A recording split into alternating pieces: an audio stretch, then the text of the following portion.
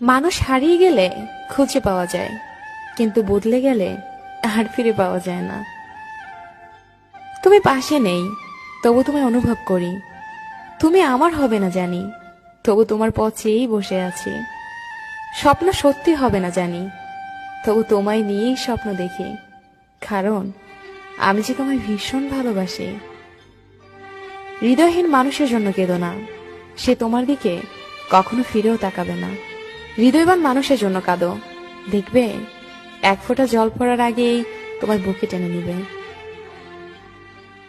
ভেজা ভেজা চোখ আমি রোদ্রুরে শুকাবো, ভালোবাসি তোমারে কি করে তা লুকোবো।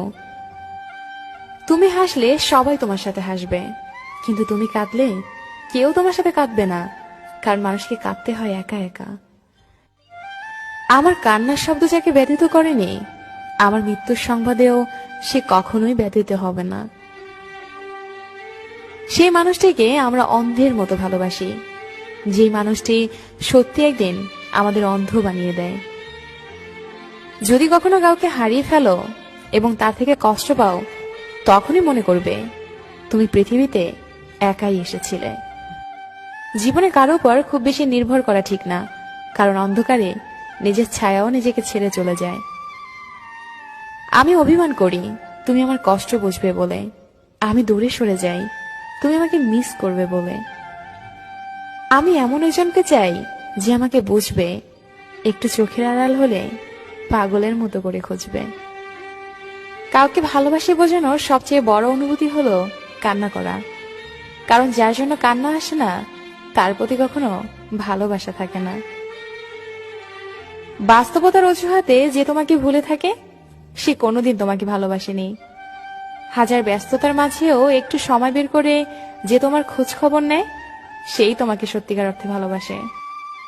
প্রতিটি জীবন একটা সম্পর্কের কাছে দুর্বল থাকে, যেখানে কিছু অবুঝ সরলতা আর কিছু বর্ণের মুখের ভাষা জীবনকে স্বার্থহীনভাবে কাঁদায়।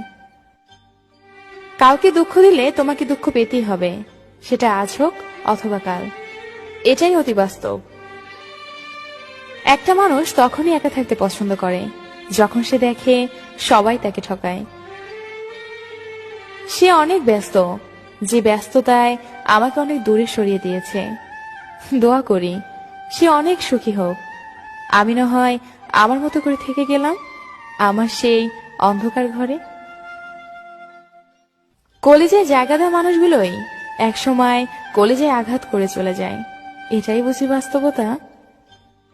দেখে আমার আসে না যেন তোমার চোখে পানি, হঠাৎ করে দেখবে তুমি হারিয়ে গেছি আমি। আমি তোমার নিরাময় ছিলাম আর তুমি আমার রোগ হয়েছ। আমি তোমাকে বাঁচিয়েছিলাম আর তুমি আমাকে হত্যা করেছো।